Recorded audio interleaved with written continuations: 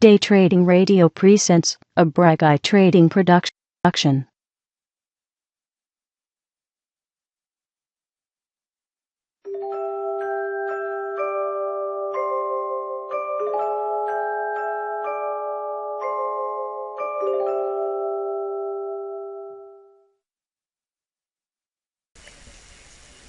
Well, good evening, everyone. This is Briguy on daytradingradio.com, and I'm always getting some feedback about this intro, and it is starting to make me wonder if I should have a different song playing. As I did like the song. I don't know if anybody knows where that's from. I'll leave that out there as a mystery, unless someone says it. But I always liked the song. I thought it went well with the slideshow. But yeah, the idea would not be to put you guys to sleep, especially since you took some time out of your evening to come on here, and I appreciate that. This is going to be a show about you guys, really. The open mic part of the show is really the main theme, but I've been looking at Ratio Backspreads, and I really am not going to tell you that I'm an expert on it, but I have read a few things and made myself just dangerous enough to start losing money with it. So what I figured I would do is share the pain with you guys out there, and as I show you the things that I've come to learn, maybe a separate set of eyes looking at it too would help all of us to learn something. So that's the goal.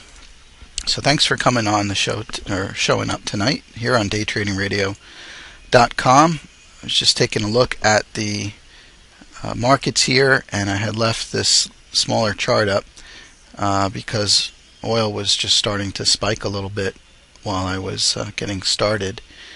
And let me get my page here. It kind of just moved off the screen. It was trading down around, looked like 576 or so, moved up about a good dime there in the last couple minutes. On my 1 minute chart, it moved up past the 200 moving average. So I saw some of you guys make some comments about somebody firing a missile somewhere. So I don't know how much of that was conjecture or is really what was happening. But that would certainly have something to do with it, wouldn't it? So, Ratio Backspreads. Maybe I could just start off by asking those in the room, how many of you, let's say on a scale of 1 to 5, have any familiarity with ratio backspreads. Maybe you could put a 5 if you have been trading them for years and you consider yourself an expert, a 1 if you can spell ratio backspread, and if you're going to put a 0, as I see some of you are doing, then you can't spell, and that's fine. You don't happen to live in South Jersey. No, just kidding. I'm from Jersey, I could say that. All right, so some of you may at least have heard of it. Again, I'm not trying to present this as I'm an expert on this. I've been looking at it a little bit, and I actually put on a ratio backspread trade, so I can at least talk to you about that. And I see somebody mentioning about it's a good adjustment trade for a condor position. So, as I've said before on the show, and as I've come on other shows, first of all, when it comes to options trading, there are hundreds of different ways to trade options. And you're going to see advertisement for many different classes and teachers and books and videos and cassettes, audio cassettes, and all kinds of things on making money with options. And there may be validity to each and every one of them to some degree. And there's going to be some validity to what I'm going to show you tonight. But the principles behind being a good trader really cover across all of this, which is having the discipline, doing your homework, and taking emotion out of the picture, sticking to your rules. These are good things no matter what you're trading.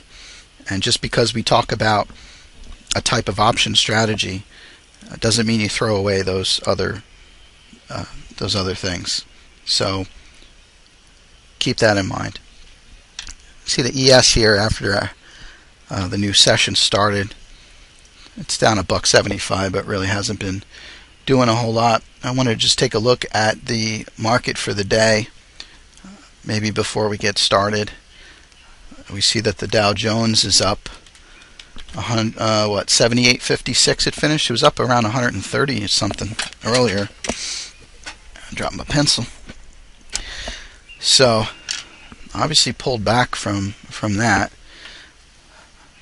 We take a look at a daily, and that's a terrible chart for a daily. So what I'm going to do is switch over to another screen, and maybe we'll shrink these out of the way. Interesting that we've actually moved up to a level here that I drew. I believe this was from June. Let me scroll back here to see where that line is coming from. Actually, it's not from June.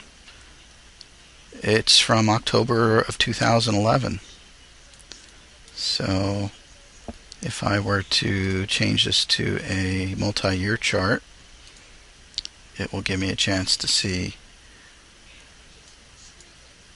where we drew that. Alright, so here's the bottom really here in the last year plus, back on October, looks like the 4th of October, and connecting that to the summertime low back in June. Am I looking at the right? Yeah, I believe that's the right one there. So we're bouncing up to the top of that trend line after having broke down through it just a few short weeks before. But definitely riding on top of all of our moving averages. So we'll see how that plays out. So that's the Dow Jones. The cash market, if I could spell, was up pretty good today, I thought. 9 points or so. And it looks like we got our first caller. And so we'll see who's calling here. Oh, sounds like we're on the back of a tractor. We're here with Bartley Hoover. Welcome to Tools of the Trade. Bartley. Bartley. Going once. Going twice.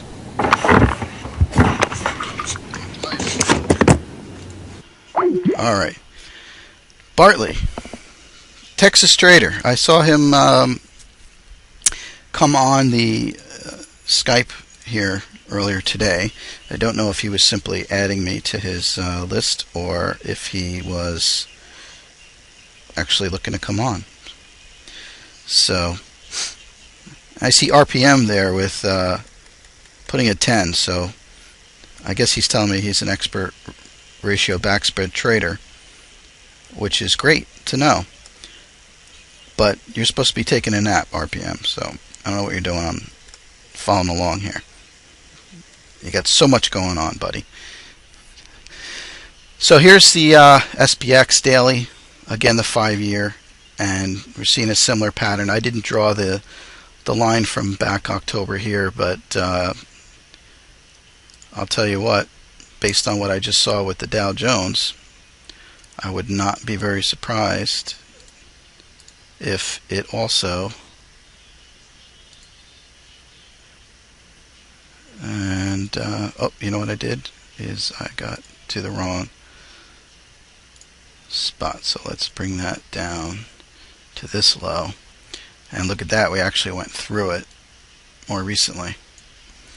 So Put that in your pipe, as they say. And Bartley, if you didn't intend to call in, that's fine.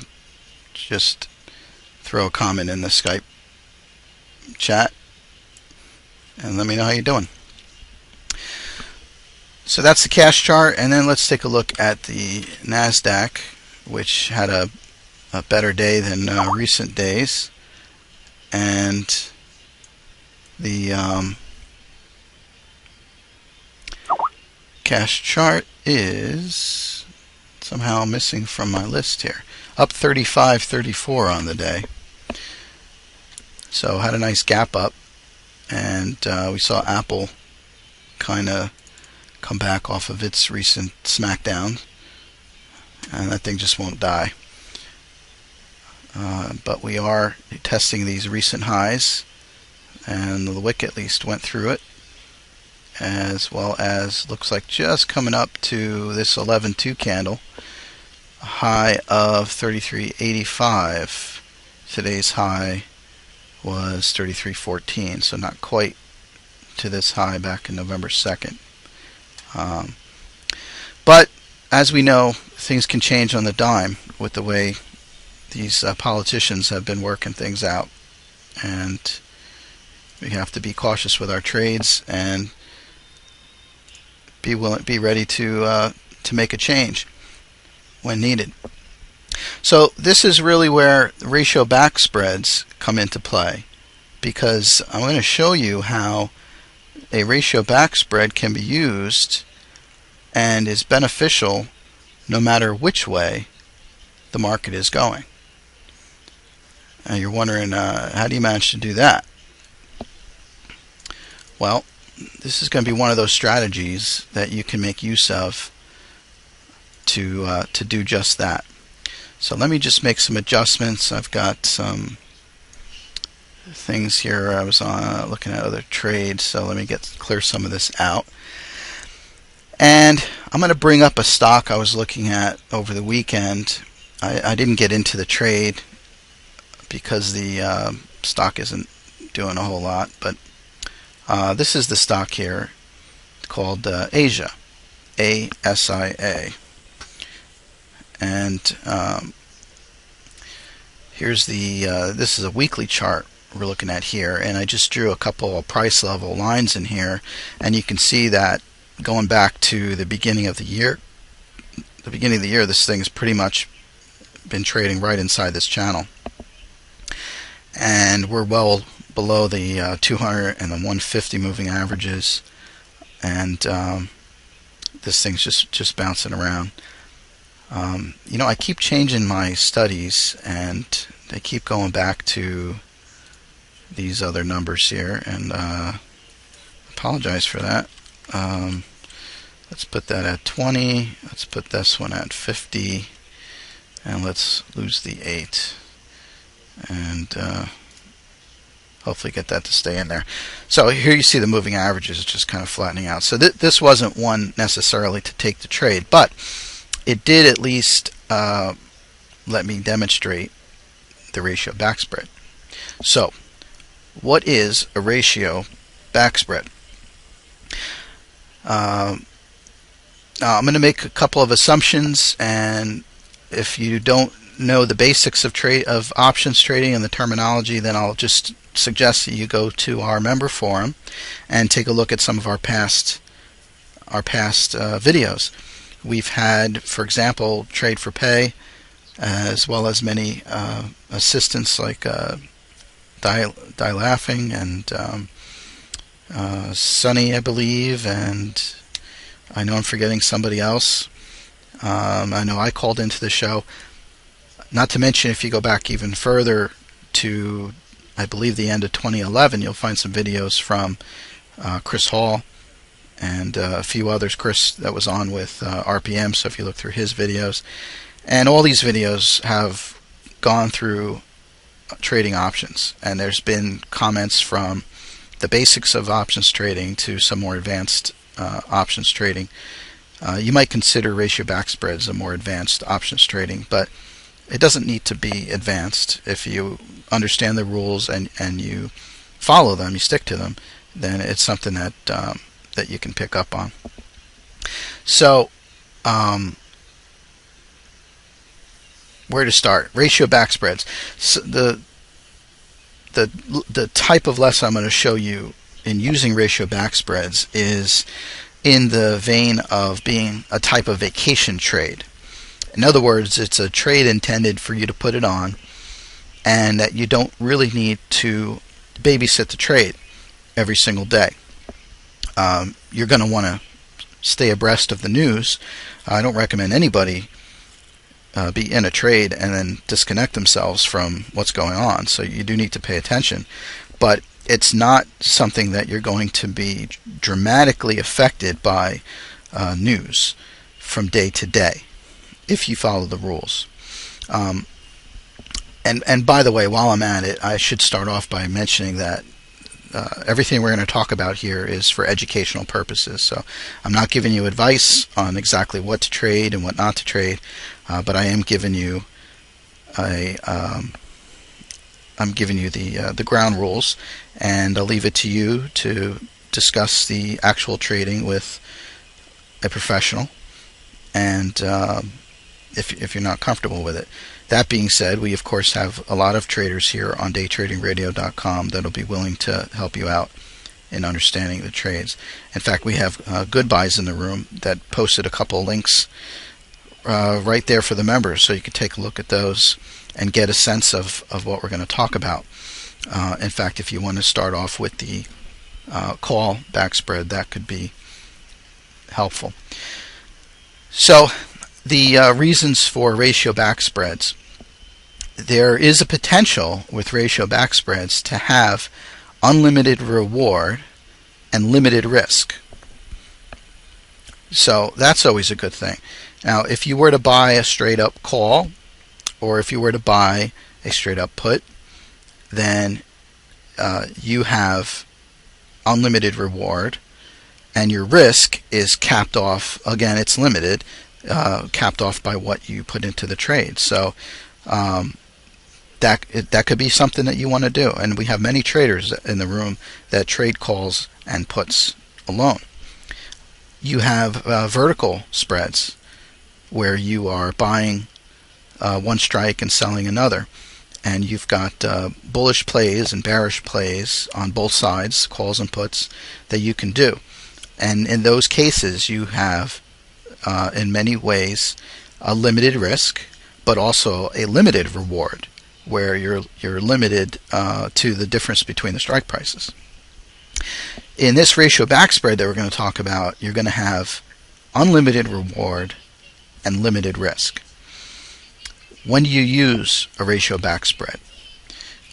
You use it when you're anticipating a directional breakout, and this would be a strong move in one direction. Obviously, on a bullish play, you're anticipating a breakout to the upside, so that we're going to look at calls. In a bearish play, you're looking for a breakdown to a stock in a strong way, and therefore we'll look at puts. Now, as we just talked about, there's two kinds of ratio backspreads that I'm going to talk about. I didn't go into all of the myriad of options out there to see if there was other ways to look at this, but we're going to look at two basic types: the call ratio backspreads and the put ratio backspreads. So let's start with the call ratio backspread. Okay. The call ratio backspread is something that you would put on when you're bullish with the market direction to the upside. And there are two basic types of call ratio backspreads that we'll talk about. And the ratio would be a 2-to-1 ratio or a 3-to-2 ratio. So that would mean you're either buying 2 and selling 1, buying 2 of one strike price and selling 1 of the other, or buying 3 of one strike price and selling 2 of the other. In the end, what you're putting the trade on for is going to be either a net credit or a break-even trade. Now that sounds intriguing. A break-even trade.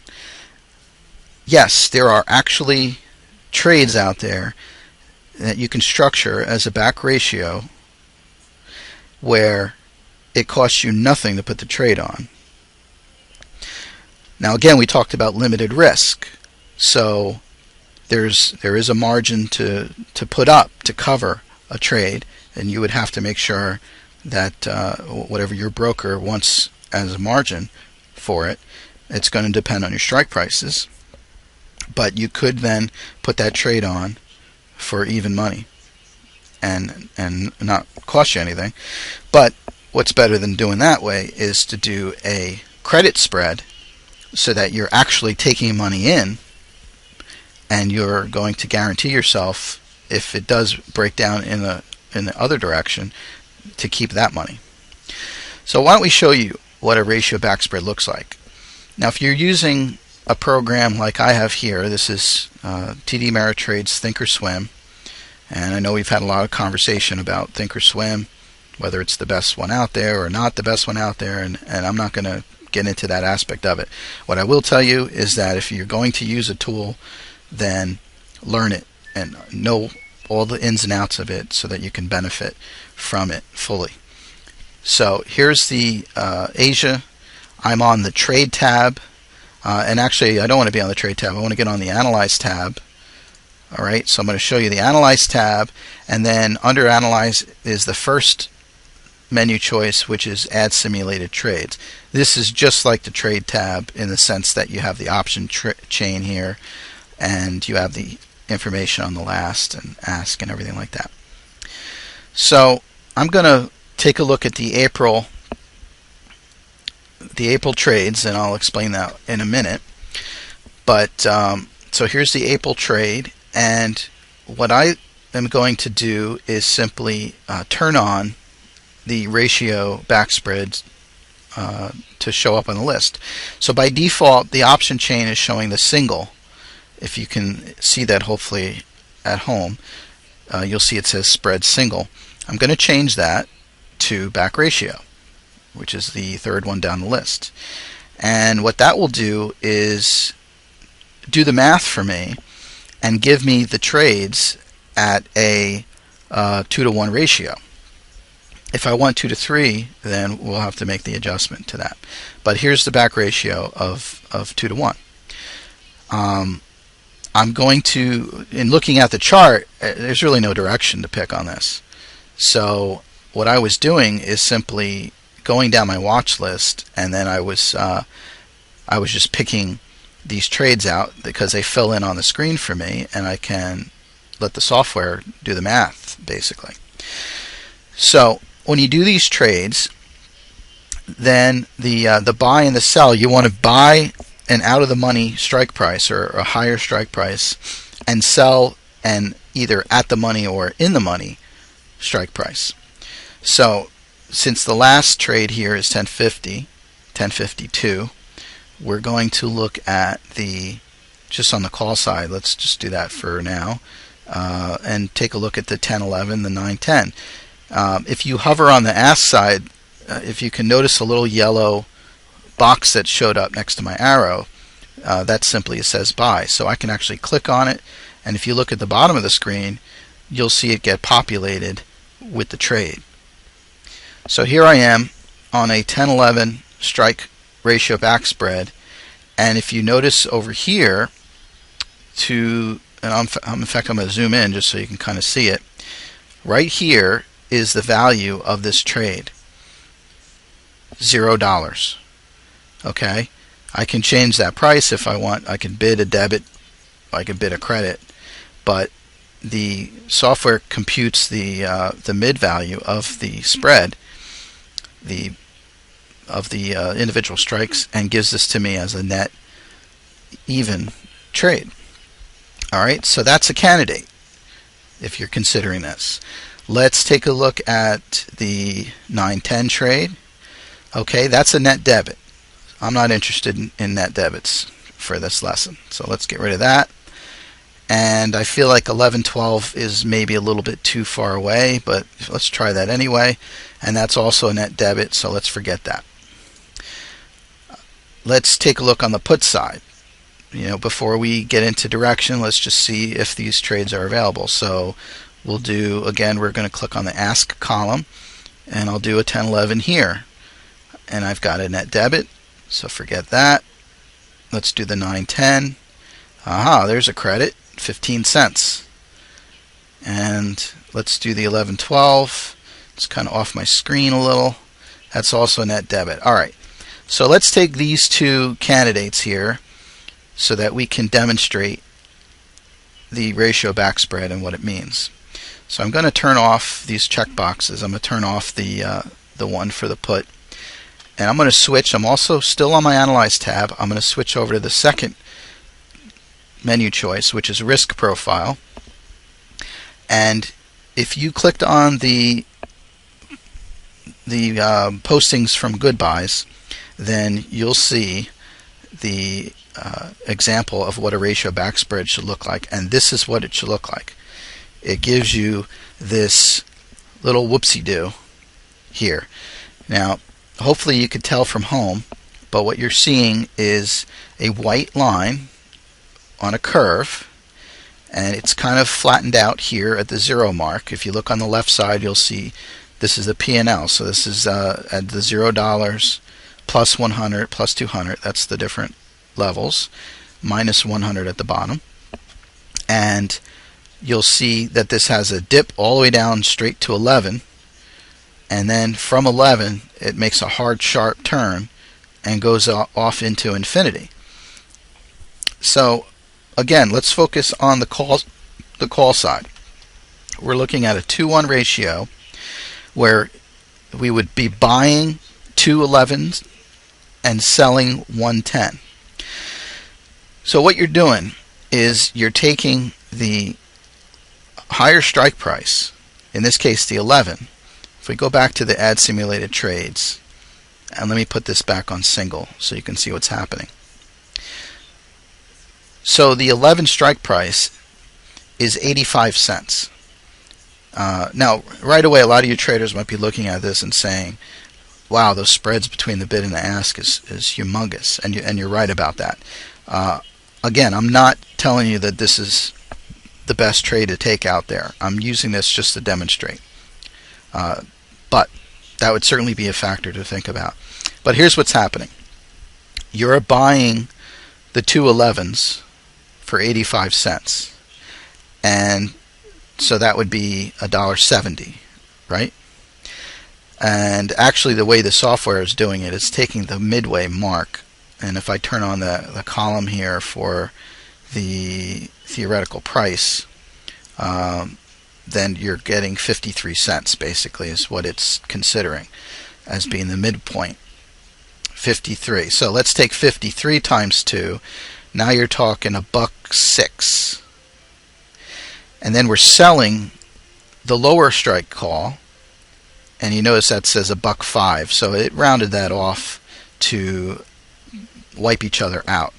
But what you're doing is you're using the lower strike to finance the purchase of the other 2 calls.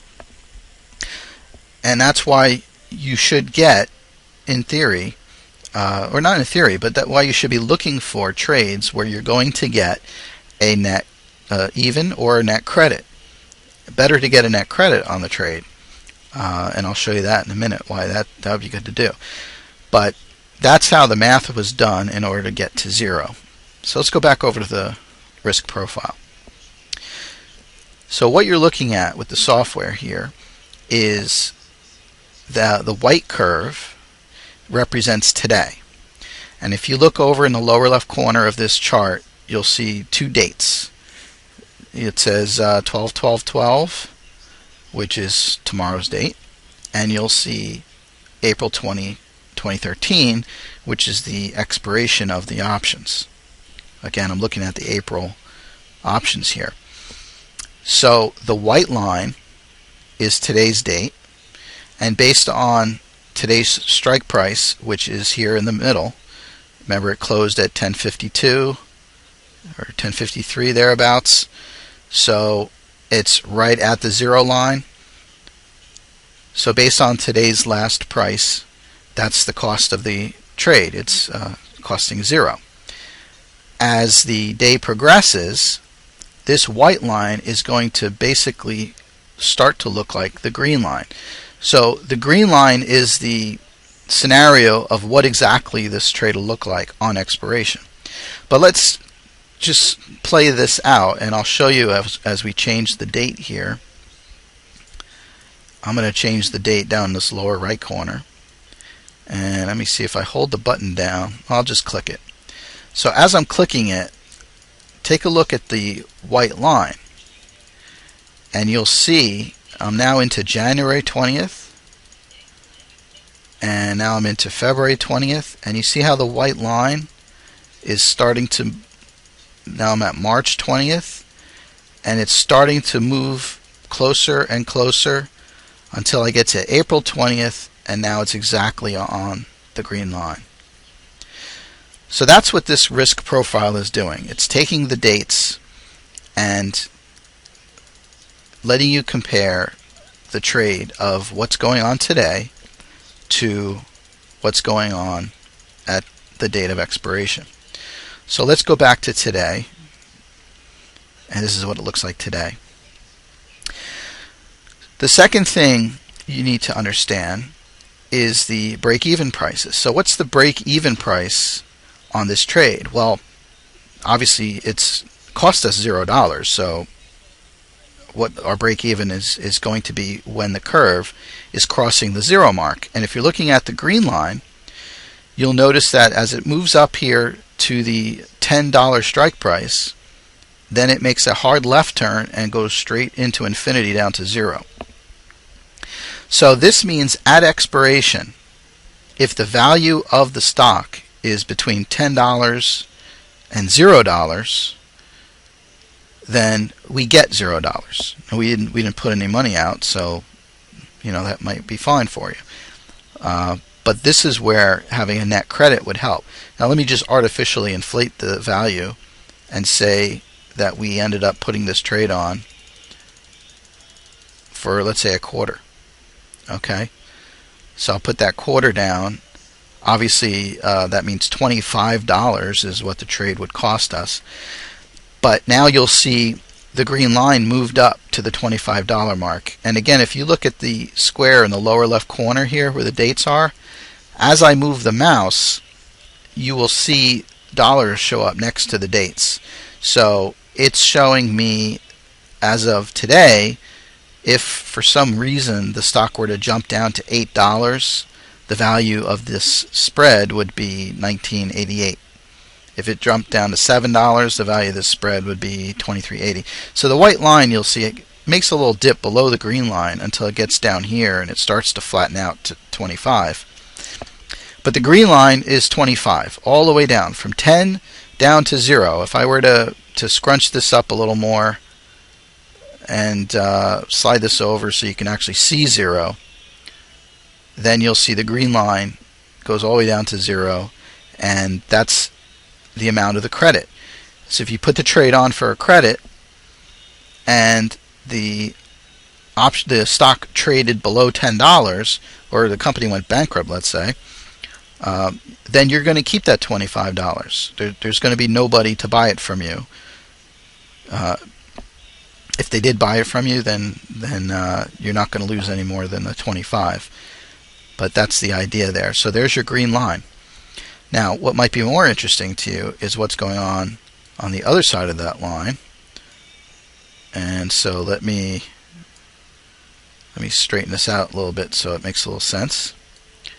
And maybe crunch that. No, I think stretching it would be better. Okay. So here's what happens now. As the value of this stock moves up, and again, it's trading today at about $10.50. As it moves up to $11, it reaches a bottom here. Now graphically this sort of looks a little flat, and depending on how my screen is showing it, it'll sort of reach a point here. And so right at $11, at 11 strike, is where we reach our maximum loss. Okay, we'll talk about that in a second. It should be about $75 if you're looking at the green dates. $75 would be our max loss on this trade. Then if it goes above $11, you'll notice as it goes from 11 to about, looks like 11.75, it then crosses over the zero mark and we start profiting. And you'll notice if this stock jumps from 10.5, let's say it goes up to $14, then the value of the trade is $237.90. And you might have noticed when I had scrunched these numbers over, you'll see that that line just keeps going. If this thing went up to $22 somehow, again, this is between now and expiration, then the value of that trade, it actually just went off the screen, but if you're looking in the lower left corner, you'll see it's $1,024. This is off of one ratio backspread that you could put on for 25-cent credit, and you have this unlimited upside potential here. Now again, we're not saying that this is going to happen with Asia. From what I've looked into this particular stock, I really don't expect it to jump that high. But the point is, as you're doing your research and checking out your stocks, you come across some of these trades. This is for a trade where you're expecting a directional breakout. Okay? So that's where this will be beneficial. You'll notice I picked an April trade. So the time frame is a factor. And before I get off the screen, I want to show you a way to show your break-evens. And that's by using these slices options. So right now the stock price is here, and this is based on, I think, the after hours value. But we're going to use this option here, set slices, and I'm going to go down here to break even, and I'm going to pick break even on expiration, because you can pick today or expiration. So I'll pick expiration, and here are the break even points. So how are they computed? Well, you take the value of the credit and you can add it to the lower strike price. Just drop the minus sign, add it to the lower strike price, and that is one break even. Okay? The second break even is at the higher strike price. And you know what? Let me check my notes here because I want to make sure I'm telling this to you right. Break even is the 2 points. Oh, right. It's the difference between the strikes. That's the part I was missing. So in this case, we have the 11 and the 10. So you have to take the 1 there, and then you add the higher strike.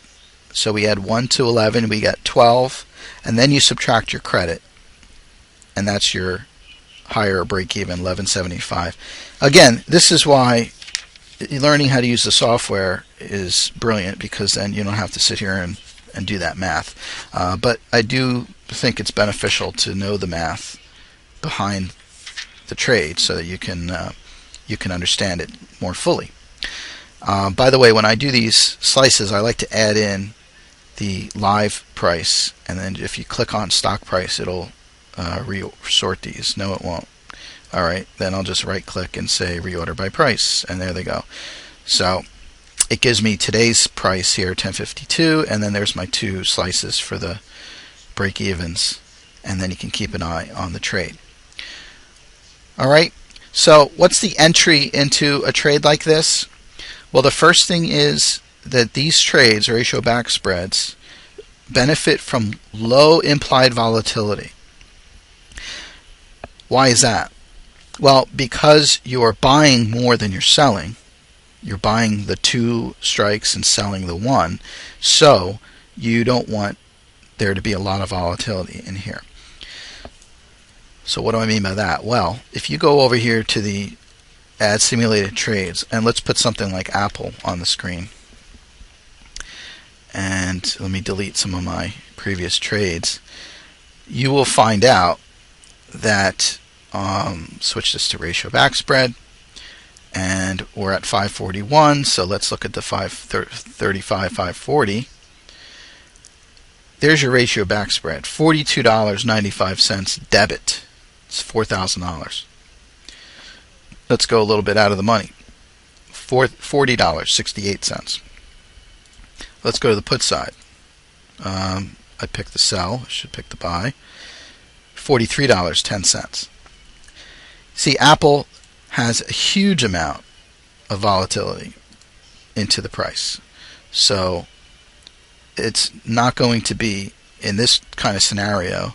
And right now, things might change on Apple. And if you go further out in the dates here, maybe you'll find a different story. I didn't go through all the possibilities. But for something like this concept, the Apple has a high volatility, implied volatility. Here you are at 69% according to this software here. So that's a high mark on volatility. Compare that to Asia, and you can see that Asia is at 6% implied volatility. So that's one rule, one entry rule of low implied volatility.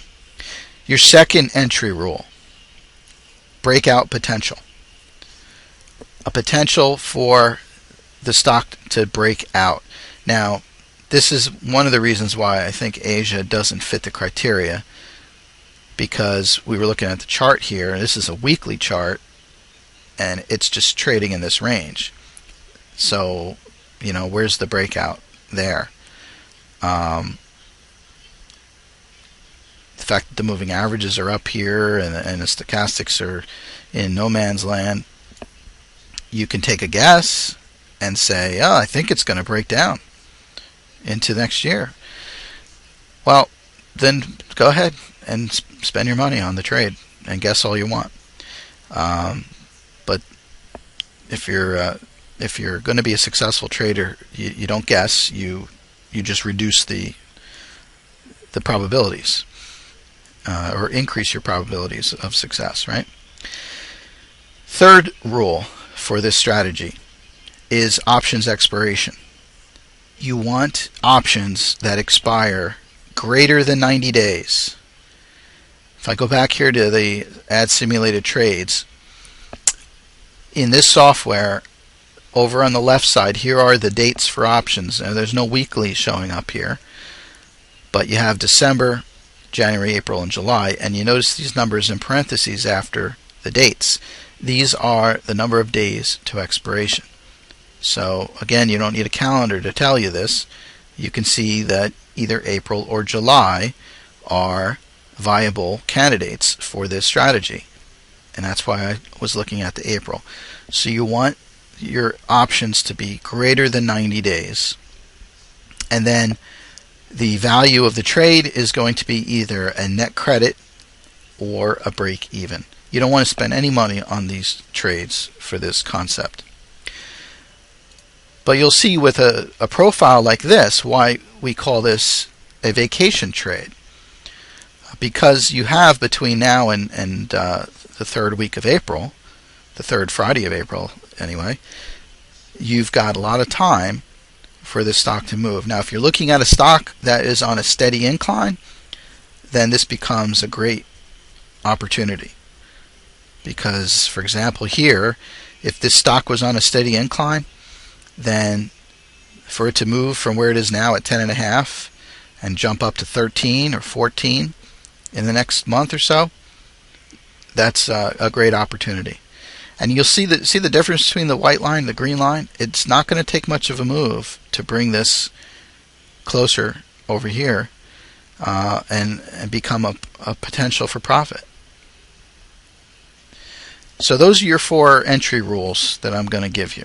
Low implied volatility, breakout potential, greater than 90 days to expiration, and you want to take a net credit or even. If you notice on the screen on the right side here is the margin requirement for this trade. In this case, our strike prices are one strike away. So we're taking in a credit of 25 cents. Our maximum loss is $100. So to say that another way, our credit we're taking in is $25, and our maximum loss is going to be the difference between the $100 and the $25, and that would be $75. That's your maximum loss on this trade. So here's the benefit. If you're wrong on the stock and it drops down into this 7, 8, 9 range, then you keep the $25. If you're right on this stock and it jumps up to $12, $13, $14, then you have a potential of making, here's $85, here's $150, and then at 14 it jumps to $240. So that's your opportunity of making money. Where you will lose your money altogether is if it stays in this range here between your break-even slices, because that's this bottom here at 11 is that $75 that you would be losing. The $100 minus the credit you took in, $75. So that's why you need the stock to move. You need it to jump. You need it to get past this gap and take off. And so you're going to want to look for stocks that are going to be doing that. What are your exit rules?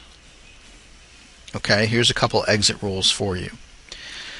Number one, you want to get out of the trade when it gets down to 30 days to expiration. Why is that? Well, if you're an options trader and you're familiar with some of the terminology, theta is an important terminology.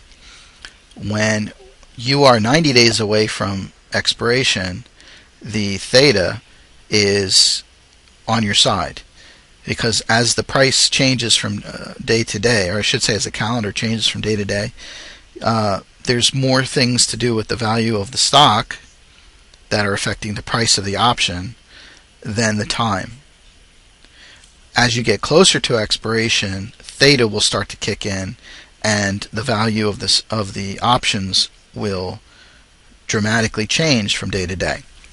So in order not to get caught up in any kind of undertow, so to speak, your one exit rule is that you're going to exit out of this trade at 30 days to expiration, or before you even get to that point.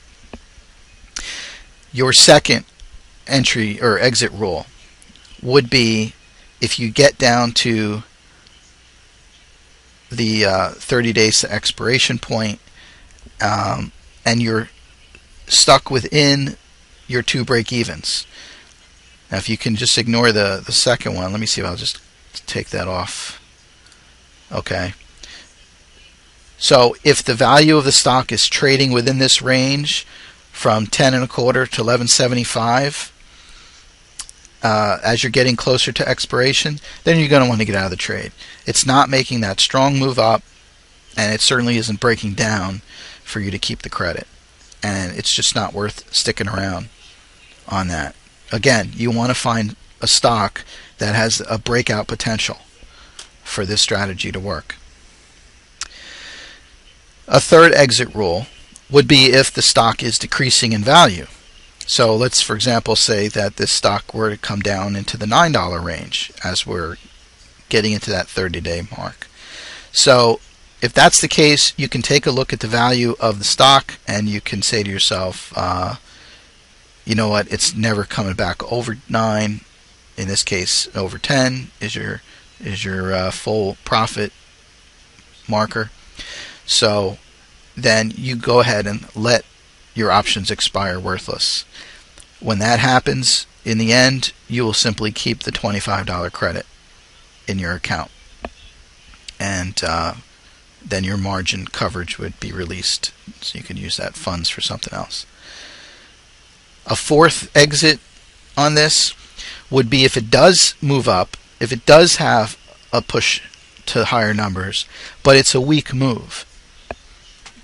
Maybe it touches new highs, but it doesn't stay up there doesn't sustain itself. Look, for example, in this, here's Asia, and I'm looking at a weekly chart, and you've got some highs back here at about what is this, 1380, 1385 is a high over here. More recently, you've got highs at about 1213. This candle here is at 13. So if it were to move up to 13, if we go back to the risk profile and you see where 13 is, it's way out here. So let's say it moves up to 13, but then there's no volume. It's there's some news coming out. Maybe we get somewhere around their next earnings release, and there's just a lot of negative things going on. It's just a weak move up. Well, in that case, what you can do is you sell off one of the options.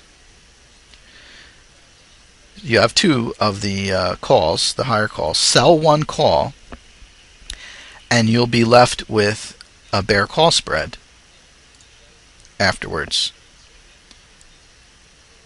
And so you'll see what happens. I just changed this from a from +2 to +1, and what will potentially happen is that you pocketed the money from up here, and now as this moves back down, then you'll be looking to capture the money down in this end. Okay? So that's the 4 exit rules. They don't, obviously, it's not one after the other, but there are just a few different rules in this one lesson that could benefit you guys in your trade. Now, when you're looking at these credits, 25 cents, 30 cents, that's all fine and good. But there's a potential to find credits that are of a lot more value than that. And so if you find credits for $1 or $2, then that would really be good. Sometimes you can get that by increasing the strike price differences. And here with Asia, I'm not sure about this particular stock for consideration, but I'll just show you. When we were looking at this as a 10-11 strikes, it was $0. If we jump this to a 10-12 strike, it changes to a 35-cent credit. If we go to 10-13, now it's an 80-cent credit. Now that's just Asia, and the value of these options are pretty low, so I'm just demonstrating, showing you the difference from one to the next. But when you're looking at your stocks, you want to, and I will, Kumar, give me a second. In your other stocks that you're scanning or that you're looking at, you're going to want to look for a larger value of the credit. As in this case, you're risking $80 to make your potential upside. I shouldn't say 80 because you're limited to the margin requirement. Again, that was the difference between the strike prices. So $300 minus your 80, that's $220. So you're risking $220 to either make 80 on the downside or unlimited on the upside. Okay, and you have to take that into account. But I'm just showing you that as you change these strike prices, the value of the options changes. Now it went from 80 cents to 75 cents, so we're getting too far away. And back to 80. Okay. So I was just asked in the room to go over that last exit rule. So the rule on this, Kumar, was that if the strike price, if the move is a bullish move, but it's a weak bullish move. So in other words, it would be a stock that maybe moves up here into the 12 range, 12.5 range, but it's a weak move. So it's either on low volume, or you still have some moving averages up above you as resistance, or maybe it's a fake move because of some rumor that came out, buyout rumor. We've all seen these before, so I think you know what I'm talking about. But that would be a weak move. That to exit the position, you sell off the one call. So for example, in this case, we go back to add simulated trades and look at April and see the value of a single 11 call was trading for about 53 cents today. So if I were to adjust this date, and let's just go out another month here. Let's say we're at January 21st, and the stock moved up. Let's call it $2. Okay, we won't adjust for volatility, but the stock's up at $12.50 January 21st. And by the way, you see me doing some of this up here. This is a way for you to kind of play out some scenarios and see how things would play out. So based on the math that I don't need to do because the software does it for me, the 11 call is going to be worth $1.69, $169. So in that kind of a situation, if you don't think this is a sustainable move, let's go back to the risk profile. We're talking about $12.50, right? A $2 move. And so the $12.50 mark is the spread on expiration is worth $50. The spread is. But in this case, you go to add simulated, back to add simulated trades. In this case, the April 11 call would be roughly worth about $1.69 based upon the, all things being equal, so to speak. It would be worth about $1.69. So you can sell that call. So now you've taken in the 25 cents. Now you're taking in $1.69. So now you're up $1. What is that? 94 on the trade, and you're still holding now a bear call spread.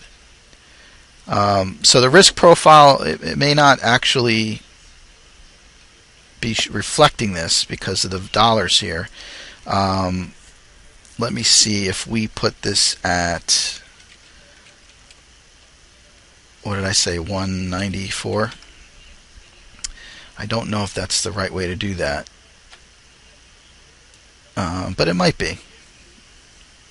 So here, I just kind of adjusted it. I'm hoping this comes out right. Don't hold me. I'm kind of doing this live, but based on your question, so the $0 mark is down here below. So we've kind of locked in our profit by holding on to that bear call spread. We kind of locked in our profit, where the value of the spread is now, according to this here, $94, all the way down to 11. And then if it happens to drop below 11, it's going to jump up and gets capped at about $1.94, which is that credit that we've kept. So I'd have to think about this a little bit more, but that's the rules on it. To sell the one call and leave on the spread. Again, that's if it's a weak move up. You don't expect it to sustain. The ratio backspread works when you have a potential for breakout in one direction. In this case, for the calls, we're looking at the upside direction. Okay, let me put that back to 0 because that's what the value was today. So let's look at the put side and just kind of show it to you so you know what it looks like. Holy cow, it's the same thing in reverse. Alright, that's all. It's the same thing in reverse. So again, you have your credit here. So in this case, if the stock goes against you in the sense that it goes up in value, then your ratio backspread here, the puts, will expire, and you'll just keep the 15 cent or $15 in this case credit. Or if it does break down as you expect it to, then you have almost an unlimited reward. I say almost because obviously the stock can only go to 0. So in this case, the approximate value at expiration at 0 is $810. That's not bad for a 15-cent credit and putting up a $100 margin to cover it. So let me reset the slices to break even on expiration, and let's go over this. Move that over and stretch that out a little bit here. So a put ratio backspread. This again is something you would put on when you are bearish in your market direction. And again, a strong bearish. We're not looking for it to drift and stay in this trading range, but instead we're looking for a strong move in a certain direction. You would put it on for a 1 or 2 to 1 ratio or a 3 to 2 ratio. And I'll have to show you the 3 to 2 in a couple minutes. And in this case, you're going to buy an out of the money lower strike price. If you look down here below, that would be the 9 strike. Remember, it's a 10.5 value. The live value is 10.5. Let me actually add that live price in there and then resort by price. Boom. There we go. So the value now is 10.5. So we want to buy a out of the money lower strike. In this scenario, I found the 910 to give us the credit for the demo, and then sell an at the money or out of the money higher strike. So that would be the 10. So again, you're using the value of the 10 to finance the 9, and this did the calculation at 15 cents. Let's go back over to the simulated trades. We're displaying this as single, and we've got our columns to give us the theoretical price. Let's reset our adjusted values here back to current values. And you'll see that the 10 strike is about 60 cents. The 9 is about 23 cents. So 2 of the 9s, that gives you 46. Offset by the 60, that's 45. 46 cents to 60, and it gives you roughly a 15-cent credit. So that's the math behind that. Again, this is not necessarily the best trade to do here with Asia when you consider the bid and ask being at 0. In fact, if we look at our volume here in open interest, there's no volume, very little open interest on this. So just using this for demo purposes. But that's what you would do with that to get the trade. What are your entry rules? Very similar to the call ratio backspreads entry rules. So number 1, low volatility. Again, you're buying 2 and selling 1, or possibly buying 3 and selling 2. So you're spending more money than you're taking, or I should say, buying a quantity of more options contracts than you are selling. So you want to have low volatility. Second entry rule is that the stock has broken past a certain support level. That's very helpful for a breakdown. And your third rule, entry rule, options expiration over 90 days. Sound familiar? That's what we're looking at. Over 90 days to expiration. And your fourth rule, entry rule, is that you want a net credit or break even. We don't want to spend any money on this trade. Either a break even or, better yet, a net credit. Your maximum reward is approximately unlimited, but of course, because the stock can only go to 0, you are capped at your earnings there. Your reward. Your maximum risk is the difference between the strike prices minus your net credit. So again, that's why the software is showing a margin of $100 for this option trade, and we have taken in $15. So really, in this case, let's see if you guys are paying attention. What would be your maximum risk on this trade? If it's 1 strike price and a 15-cent credit. If you could put that in the chat room, what would be your maximum risk for this trade.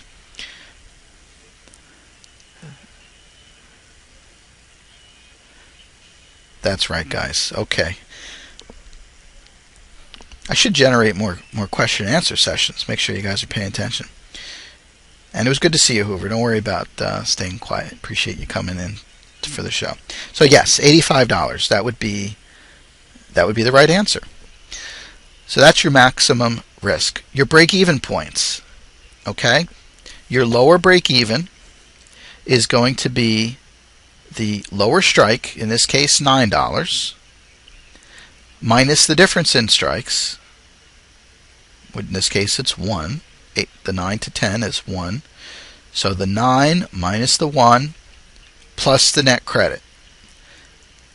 So if you don't like doing math, then use software like this. I set the slices to break even on expiration, and then I added in the live slice, and then reordered the slices. So my low end break even is at 815 on this trade. Okay, so if the stock value is 815, then I don't get my $15 I took in, and I don't lose anything more than that either. I break even. Okay, other than commissions. When we talk about trading, I don't like to talk about commissions because that's different for everybody. And if you're putting on a trade that's a make or break just because of commissions, then you probably need to do something about your commissions or put on a different trade. But anyway, so that's the lower break even. Your higher break even, which is over here at 985, where do we get that from? Well, it's the higher strike price, which is 10, minus the net credit, which is the 15. So that's how we got 985, and that's how the software got 985. So that's your break-evens. So the last thing to talk about is the exit rules for a put ratio backspread. Well, it would be, again, if you're within 30 days to expiration, you want to close out the trade. Why? Because theta kicks in to a higher degree within the last 30 days of the trade. Now, if you're a more advanced trader and you know how to do adjustments to your trades and you're day trading, you're watching the market all the time, then I leave that's up to you. You don't need to exit the trade per se. But I'm giving you a basic general rule of thumb for this trade, and if you're just starting out, this is a way to be successful with this trade, is to get out of it with 30 days to expiration. Even if you're over here on this side of the trade and you're like, oh yeah, but it's breaking down and I'm at $70 here, $70 profit or $50 profit. Well, once that theta kicks in, there's a strong possibility that value of the option of the whole ratio backspread is going to change dramatically on you in a way that you're not going to expect. So again, unless you're a professional, and I can only assume the RPM is, since he answered 10 to the question about how well you understand ratio backspreads, then by all means stay in the trade. Alright, so that's exit rule number 1. Exit rule number 2: if the value of the trade, or I should say if the stock price is trading between your break-evens, so this is why it's good to have those break-evens on the screen for you. So if the stock is hovering around in this range, then close out the trade, exit the trade. Okay? Third, if the stock increases in value, then let the options expire and you keep the credit. So if this thing happens to jump up on you and it starts trading at new highs, well, then you were wrong on the trade. You were expecting this to break down and it did not. But again, this is one of those trades where you benefit in either direction. So the fact that it jumped up on you, you were wrong, but you still make money because you get to keep the credit. And again, when you go scanning for these trades, you're looking for ones that are in the dollar range, $2 range, or over 50 cents even. That's a free $50 right there. Why not? And your final rule, similar to the call ratio backspread, your final rule would be if you have a bearish move, stock does move down, but it's weak. If that happens, you sell your one option that you have the two of, you sell one of them, and you're left with a bull put spread. So again, let's take a look at that. So it's the $9 strike. We go back to simulated trades, and we're on single. I need to go to the theoretical price, and that brings up my options here of change in dates. Let's jump out to January.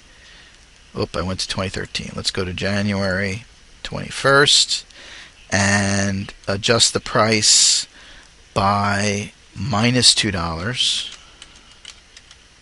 If I can find minus $2.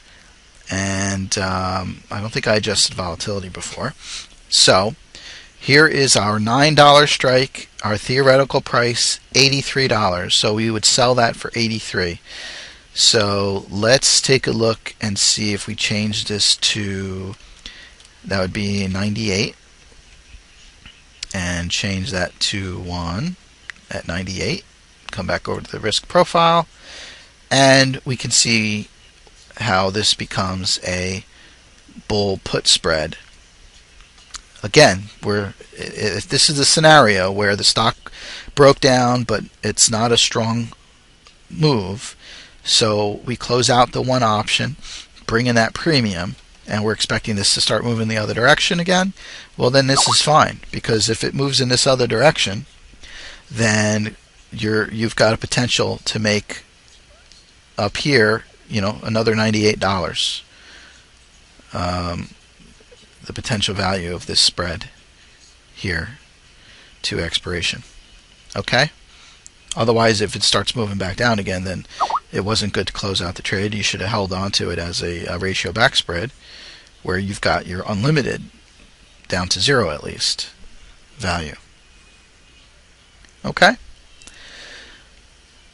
So how do you scan for these would be probably your next question, right? Well, for now, I'm just going to show you, I'm not going to show you a scanner that does this, because I need to do some more homework myself for that kind of thing. But I do find that sometimes manually just going through some of this is a way for you to understand the nuances of the values, and maybe even understand the values of options better. So I'll show you how you can do this with ThinkOrSwim. As we're coming up to the 9:20 time here, just take a pause here, look at the market. We see the ES back to 0. So let me get the chart back up here of the ES. I think I changed it to comp. Let me see, where did I do with there? She is. Now that's the NASDAQ. Let's put the ES back in there and go back to the 1 minute chart. So there's our 1 minute. We did move up here to 31.75, but coming back down to the opening price, and possible,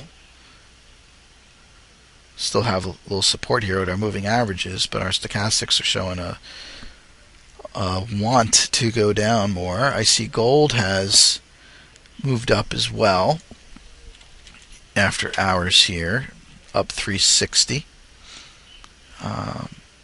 Not necessarily a strong move. And back to oil. Oil did move up quite a bit, 19 cents, 21 cents after hours. Moved right back up to the highs of, was that yesterday's highs? That should be the previous session highs. Although, I'm looking over here, certainly look like we hit above that number there, so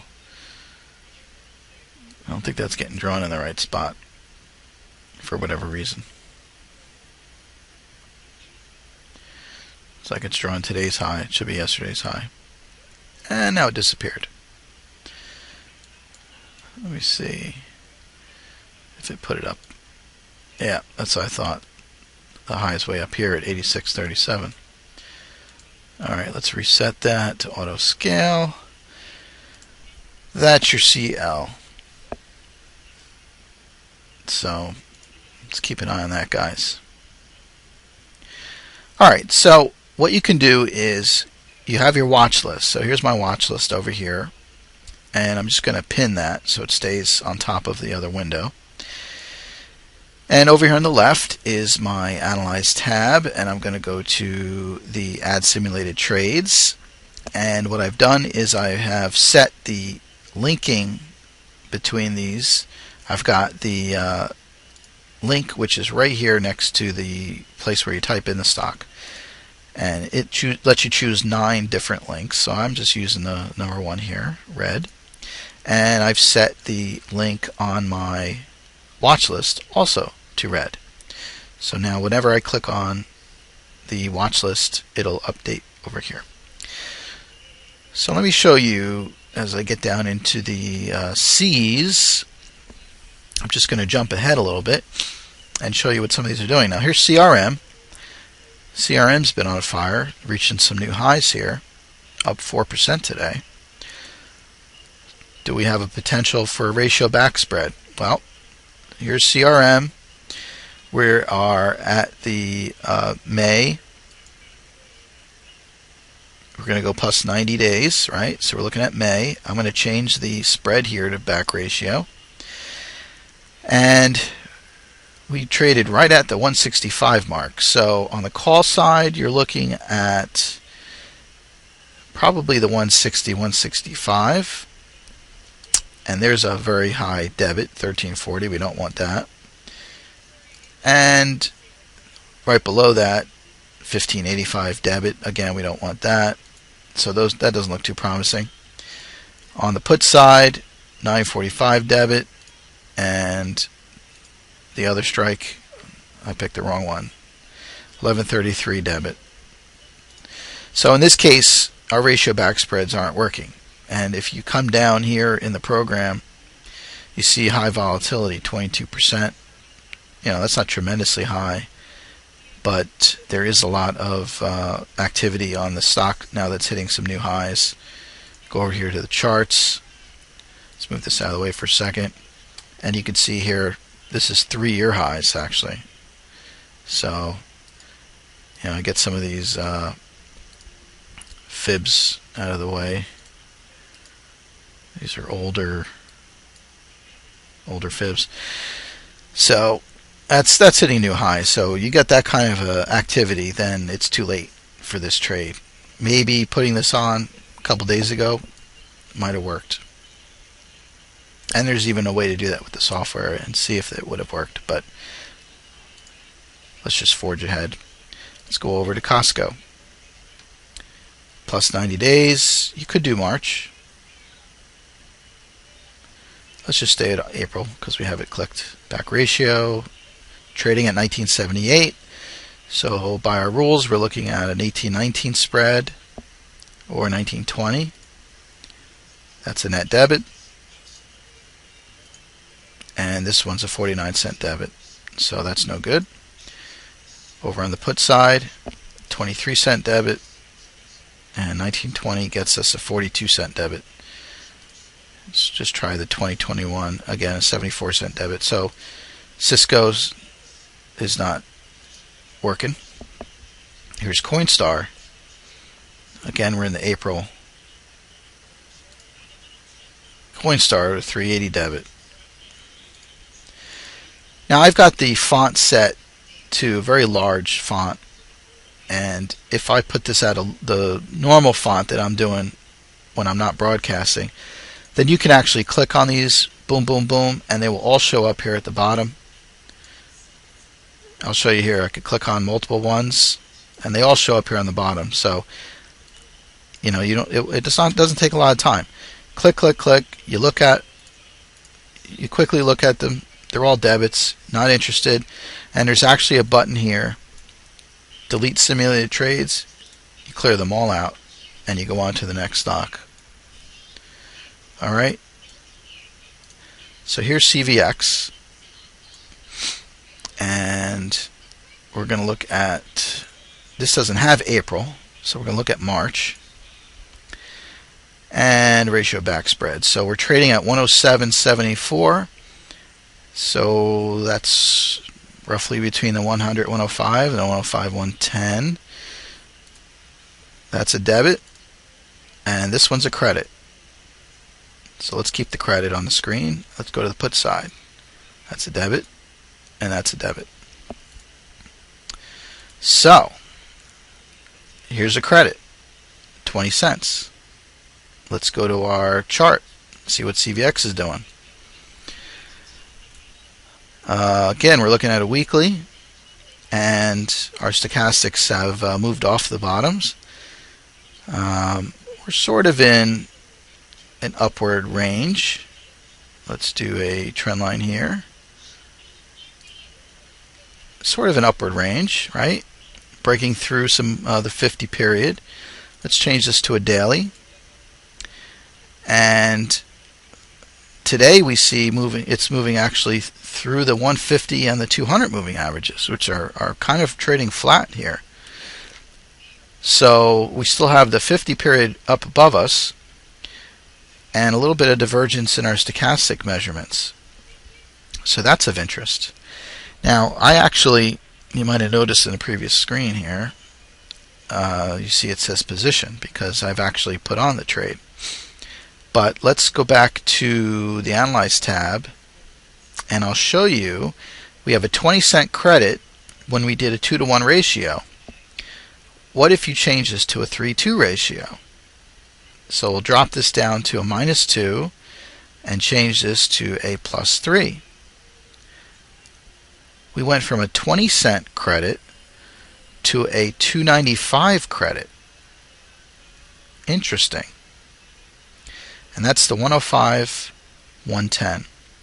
So let's go to our risk profile, and let me turn off my trade and just show you what this looks like for this potential trade with a 2.95 credit. Let's make sure our slices are set to break even, and let's add the live in there and resort this by price. Okay. So let's say that you think, I shouldn't say you think, but based on your studies and based upon your analysis, that you see a potential for CVX, this is Chevron Corporation, that you see a potential for this to start moving up. Let me see if I've got, I don't really have the drawing things that Rockstar has. But I'll just draw that line in there. Let's see if I can activate and kind of show it in that direction. Okay? So let's say your expectation is that this will move in that direction. So April expiration is way out. I'm doing the wrong thing. Way out here. So the idea would be for this to move into this upper range by April. So again, looking at our Analyze tab, Risk Profile, you can see where the value of this trade could become great. So, what are the break-evens? Okay, the lower break-even price is the lower strike plus the net credit. So who can tell me what the lower break-even is? This is a 105, 110 call ratio backspread, 2-to-3 ratio backspread. The lower strike plus the net credit is how much? The lower price plus the net credit. Anyone?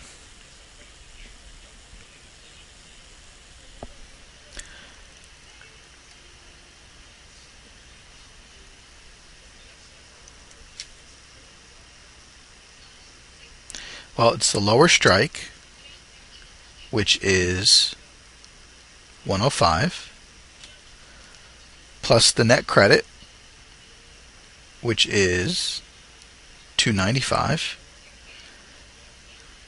And to be honest with you, this doesn't look like it's giving me the right answer here. Break even at expiration and adding the live. Well, the break even would be 107.95. I know it's putting 107.80. There's possibility that it's filtering my trade over into it somehow. But that would be the answer. It's 107.95 is your lower break even. Your upper break even is the difference between the strike prices. Now this one is different from Asia. CVX and thank you Trey. That's the right answer.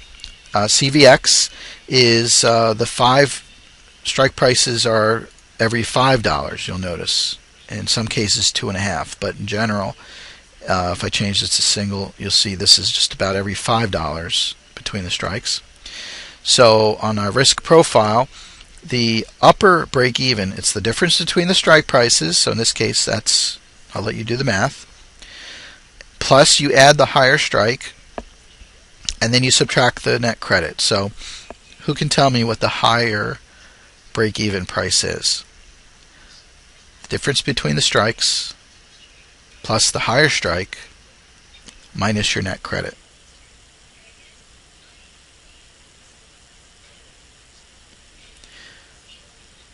Sorry I don't have Jeopardy music to play.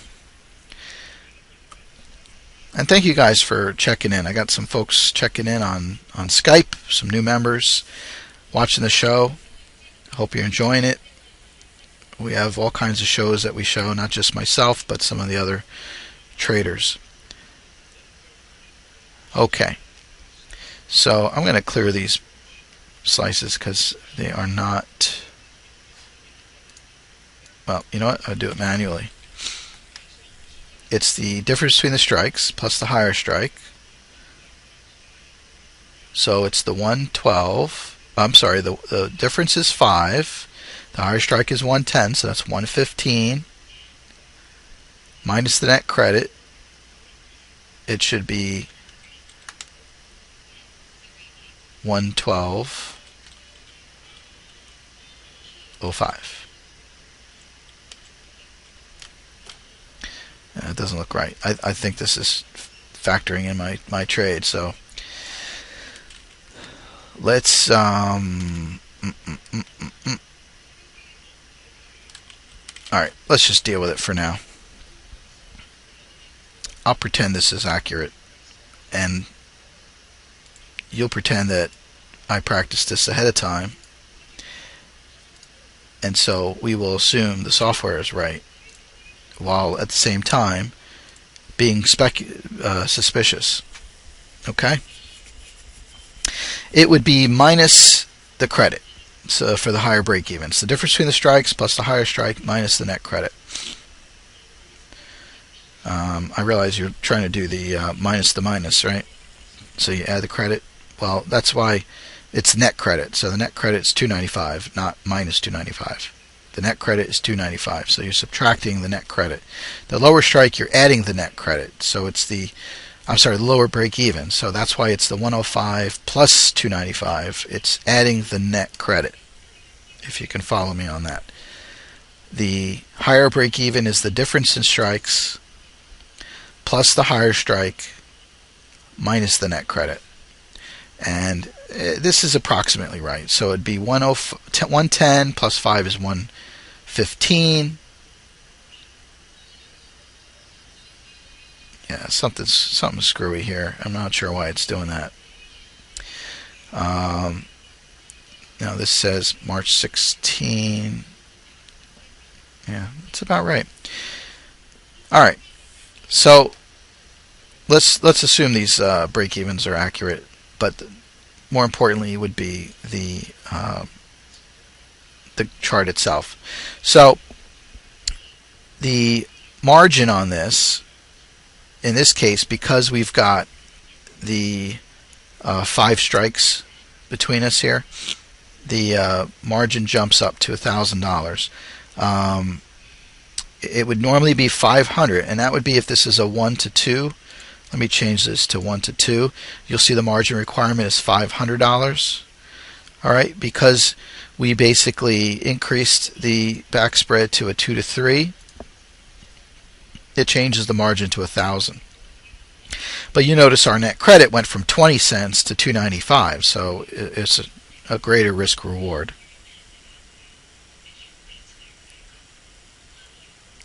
It's not just the high strike plus the credit because of the you have to factor in the difference in the strikes.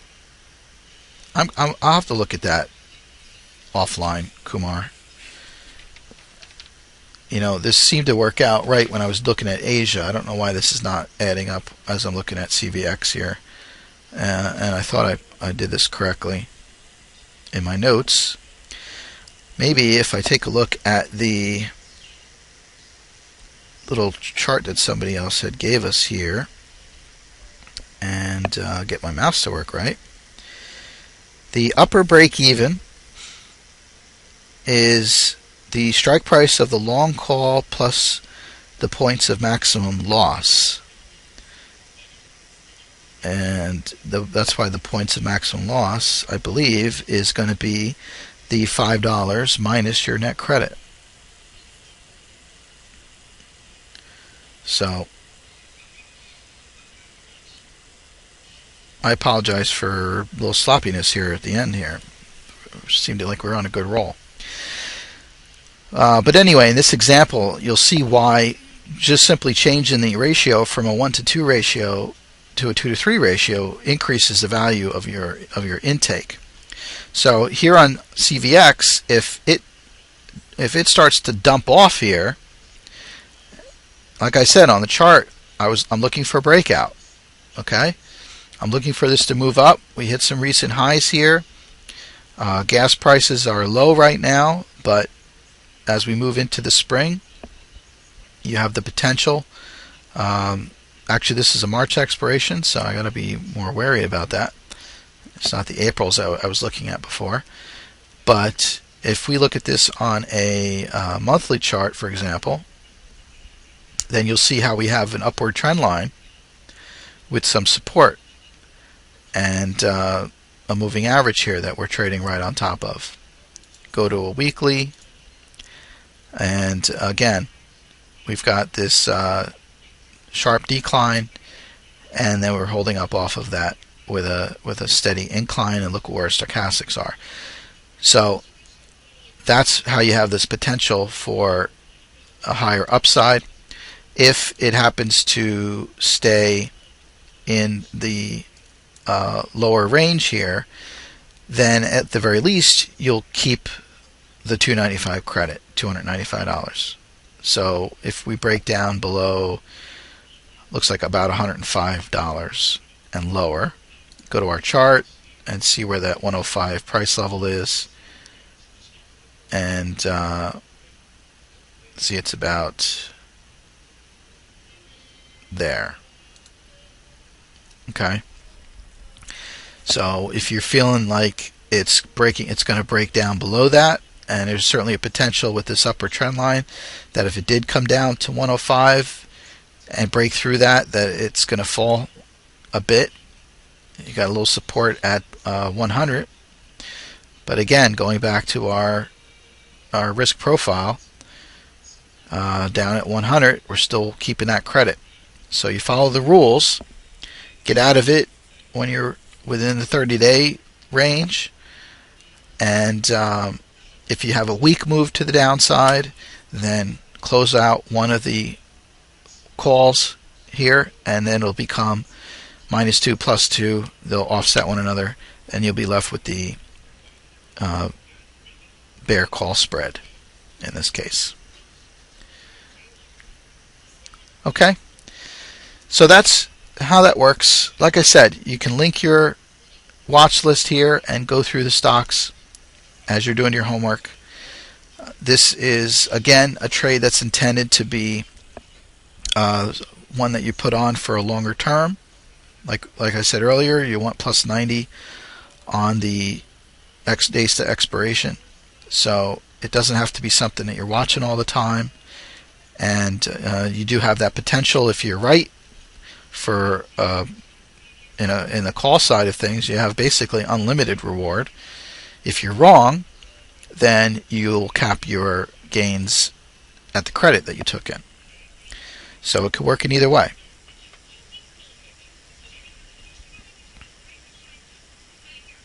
And you might be right, Kumar, about the break even. But it still doesn't explain why the software drew it at 117.03 when the net credit was 295. So I'm a little lost on that. Let me see what you know what it's possibly doing, Kumar? It's possibly looking at my trade and giving me my break-even slices and not looking at the simulated trade, because I have a trade on right now, and because I took in, I think it might have been I'll tell you what, let me just move this off screen. I don't need to have you guys staring at my account while I take a peek. And let me look at my past trades, filled orders, and where is you? Order history. Let's go a couple days. And see, I had some cancels. 284. 284. So, and that's a 105, 110. 284. So does that factor in 105? No. I still don't think it's adding up. I see Kumar sharing a little link. So let's see what that... It's not a virus you're sending over, Kumar, right? Just kidding. Alright, let's bring this over and see if I can zoom in on it here. And you are looking at a 216 credit. So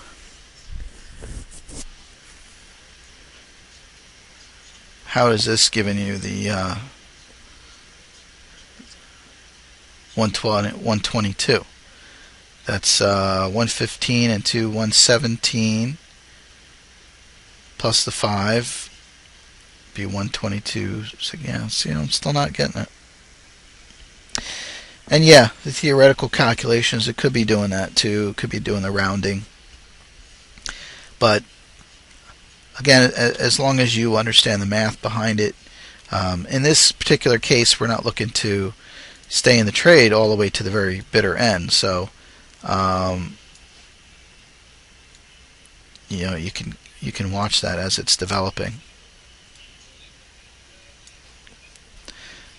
But that's the basic idea. Any questions in the room other than this obvious question that we had here? Got some more people checking in on Skype.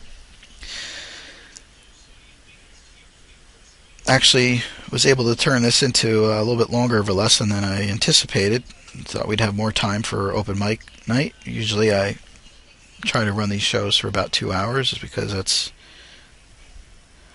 the limits of most people's attention span is probably about 15 minutes, right? So, getting a suggestion to change the difference you added earlier to $2. What difference? Oh, you mean back over here and add simulated trade. Now that is an interesting concept. Let's reset that and go back to our risk profile.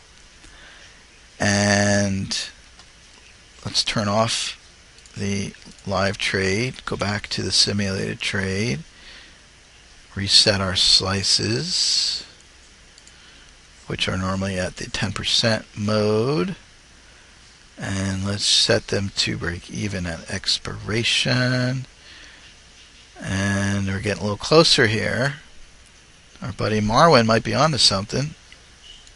Going to add the live, reorder by price. Okay. Well, now we got down to 117.05. So if we are doing the higher strike, 110, adding the difference between them, which is 5, so that's 115. And it seems like we have to I still feel like I'm trying to force the algebra. Yeah, I know that's true, Kumar. I had someone, Marwan, contact me on Skype here and said that the possibility was about back here on the Add Simulated Trades that I had this price adjusted. So I did reset that. Let me go to the Trade tab, make sure I'm not doing any adjusting over here.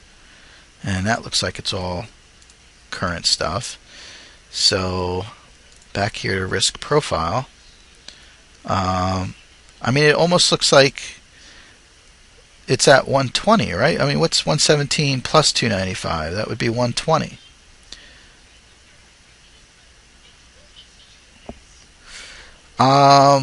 You know what? I just realized something.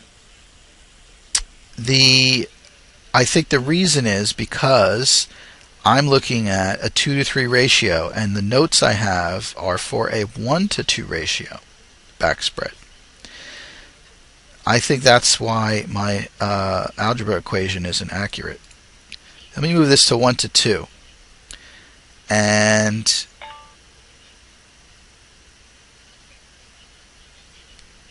see if that makes a difference. Yeah, it probably shouldn't make a difference, right?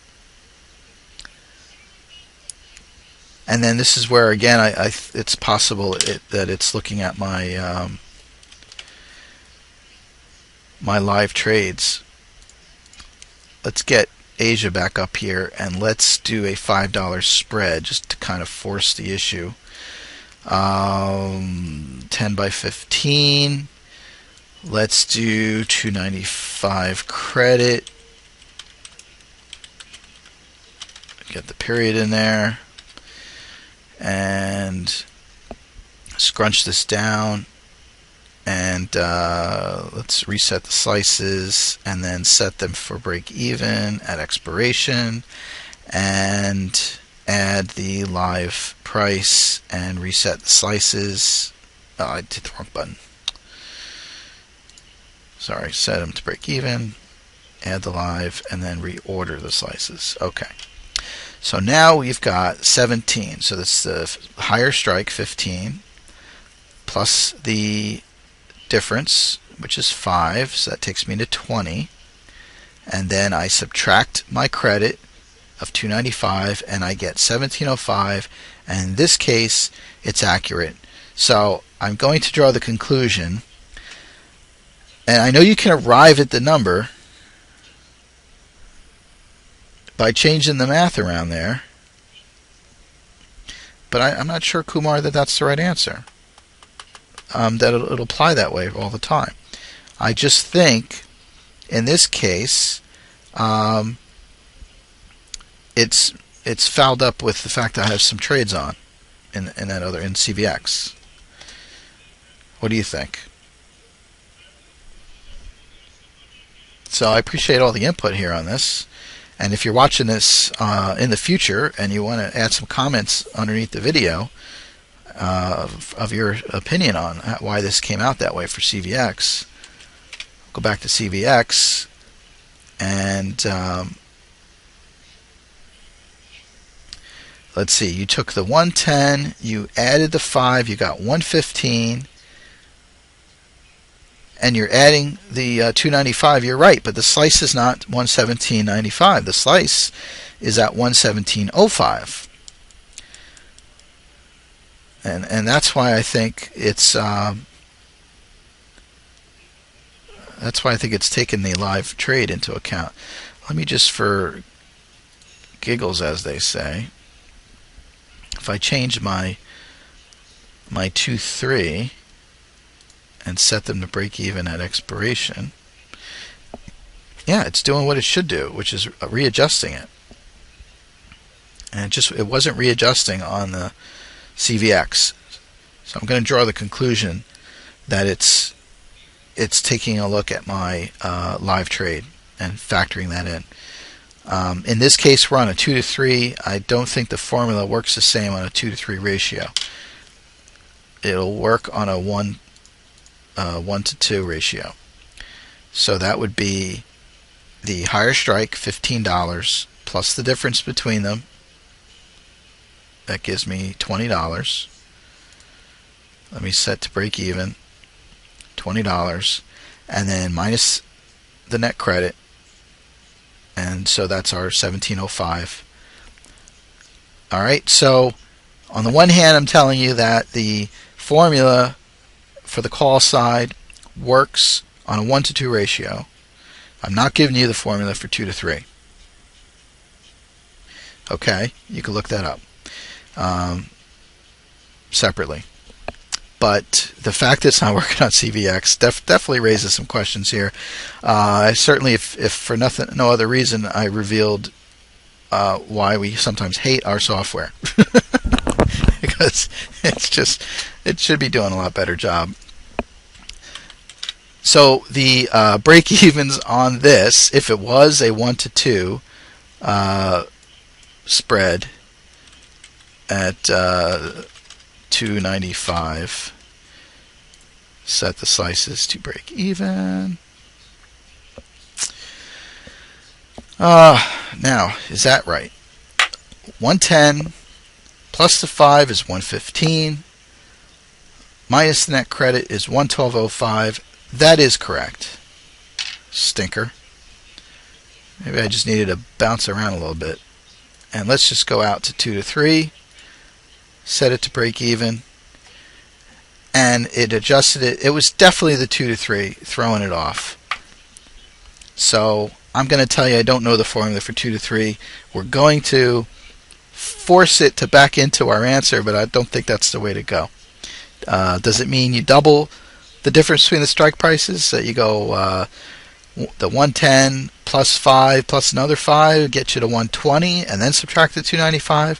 You know what? It works out that way, but I don't know that that's the formula. So I won't ask you to hold me to it. But let me add one final thing about ratio backspreads before we close this out. And that is that you can put these trades on in multiples. So in this case, we're looking at a backspread, like I said to you before, a 1-to-2. Let me do a 1-to-2 and get rid of the lock here. Yeah, 1-to-2 is at 20 cents. So we might look at that and say, yeah, 20 cents. That's not worth me locking up $500 for $20, right? Give me 1 second, Kumar. The second suggestion was to change this to a 2-to-3 ratio, which definitely gave us a greater reward here, $295 for 1,000 risk. Okay, but you could do these in multiples. So instead of a 1-to-2, you could do a 2-to-4. Okay, you could do a 4-to-8. And the higher you do this, well, it looks like your net credit's going to come out to be the same.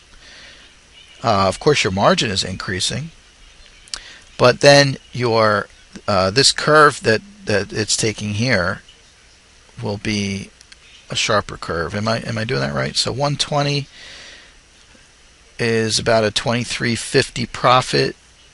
23.50 profit. Let me bring this back to 1, 2, 2, and yeah, That's what I thought. The 120 is 580. So your net is going to be the same, but your risk, because your margin will go up. This green line will dip down further, so you have a greater risk. But then you have in a sense, an exponential change to your reward. So enjoy that. So Kumar, let me just read what you got here. A 110, 115 by 2 spread has a credit of 157. Then I buy one more of the 115 and the credit goes up. Let me make sure I'm understanding you right. Let me change this to what you're talking about. So a 110, 115 spread, and you're just talking about a straight up vertical at 157, and then you would change this ratio to a 2-3. So you're going to buy more of this. The credit is, well, the 115s are smaller in value, so you're going to take in more.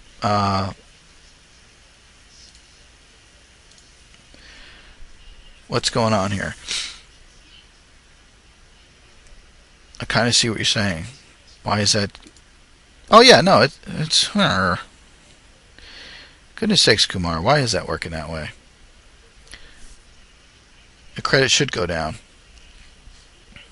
Let's go back to our simulated trades, and we're looking at the theoretical price, the 115, buying 3 of them at $98. So that should, in theory, cost us 98 cents times 3, $2.94. I'm going to write this down. $2.94. That's our plus. On the minus side is $2.55. 2 of those. That's $2.55 times 2 is $5.10. Subtracting the $2.94 is our $2.16.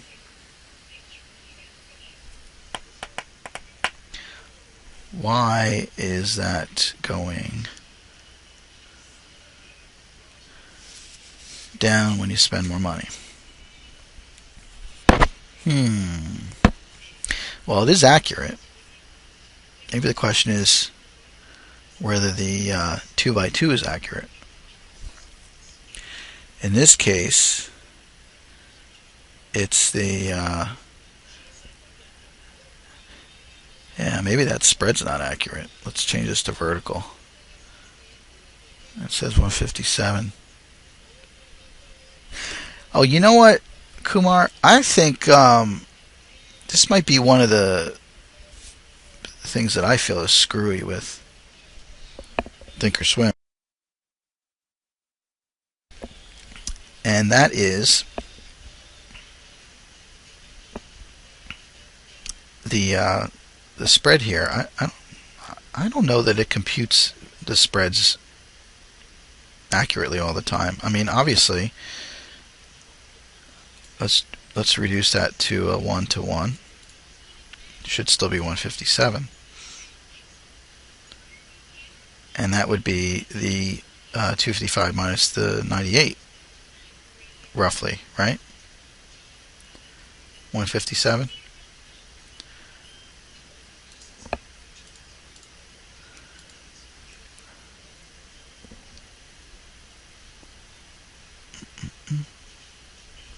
But when you do a 2x2, wouldn't that be more money?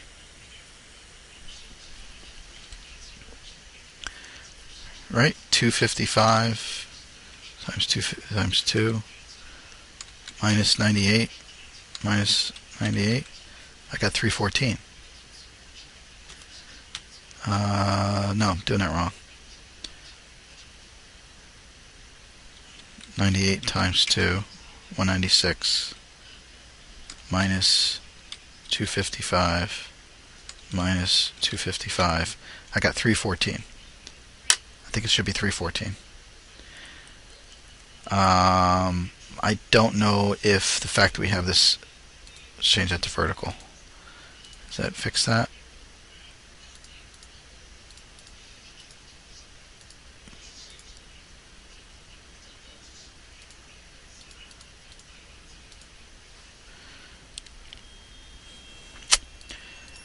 Oh boy. I don't know, Kumar. I gotta tell you, I've seen this happen before with the software, and if I'm doing my math, adding to the one together is 157, but two of them is not.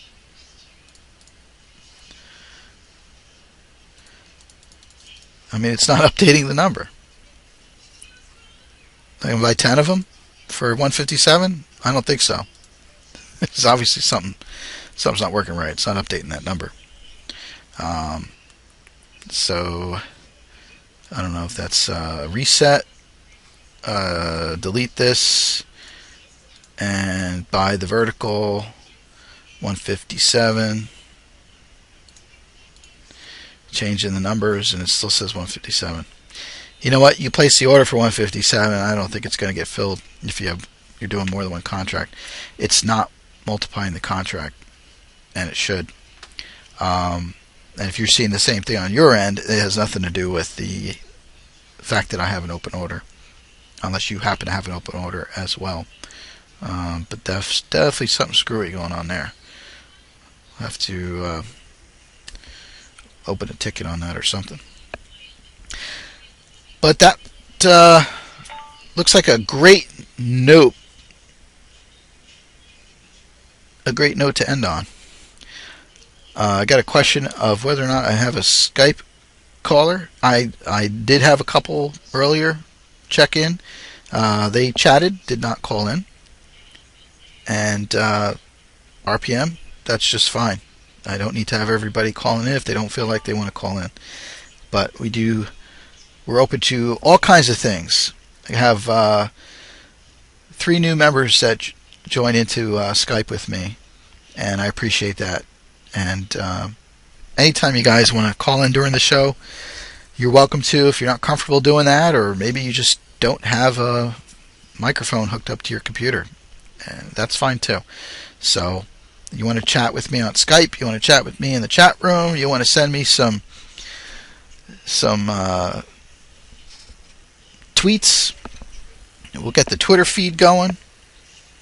I don't see any tweets coming in, so looks like we're good there. Whatever it is, guys, it's all good. But we appreciate the input from the members here. I thank you, Kumar, for the extra exercise of my mental faculties. Definitely worth looking into a little bit further, and maybe I can take a part of the end of this video and send it off to the boys and girls at TD Ameritrade and see what they have to say about it. But we'll check it out. RPM, glad you're getting some rest, buddy. I hope you are able to fit in some more. I know you're focused on getting the work done, and that is important. But you got a lot of folks that care about you as well, and want to see you still around here in the days to come. So I know it's tough. All right. So thanks for tuning in. This is Briguy on Tools of the Trade at daytradingradio.com. I'm going to throw the ES chart back up on the screen for you guys, and we'll play some tunes. And hopefully, if you guys have any tunes you'd like to hear, you can post them in the room. I'll be happy to cue them up. Otherwise, I'm going to set the radio for a little while and also take care of my little puppy, who I'm sure has been pacing around waiting for his walk. And we'll get that done. Let's just see if we got any any tremendous news that has come out here. And you guys are welcome. Thanks for the thoughts. Let's see if we got another question here. Oh, yep, some more song requests. And let's see, BHP sells Australia gas stake to PetroChina.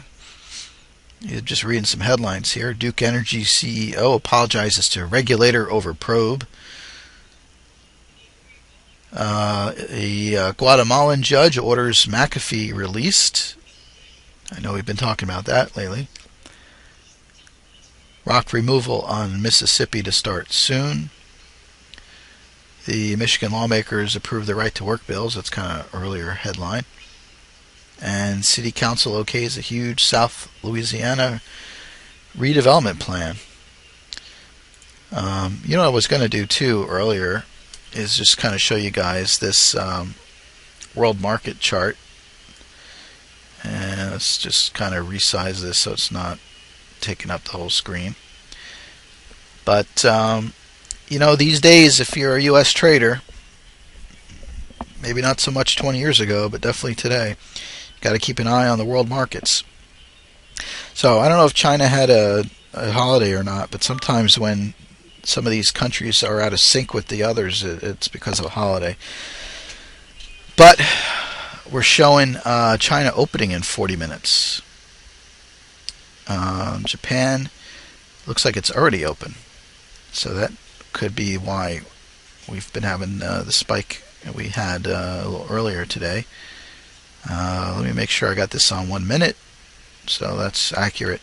But there's your Hang Seng up 21 cents, 21%, 0.21%. Let me say that accurately. Hong Kong is up 0.21%. China is closed right now, and Japan is up 0.5%, 0.54. Of course, earlier today we had the French market close almost up a percentage point, as well as Germany almost over 3/4, and the U.S. market closing up 0.65%. So, got to keep an eye on those foreign markets and factor that in, especially if you're doing any overnight trading. So let's queue up some songs. I'll throw in a couple that I had in the queue already, and reset the video as well so that we don't have to clip out a whole bunch of unnecessary stuff. So thanks for being a member at daytradingradio.com. See you guys tomorrow at I believe about 8 a.m. We'll start the previews for the day, and we'll see you next Tuesday here on Briguy's Tools of the Trade.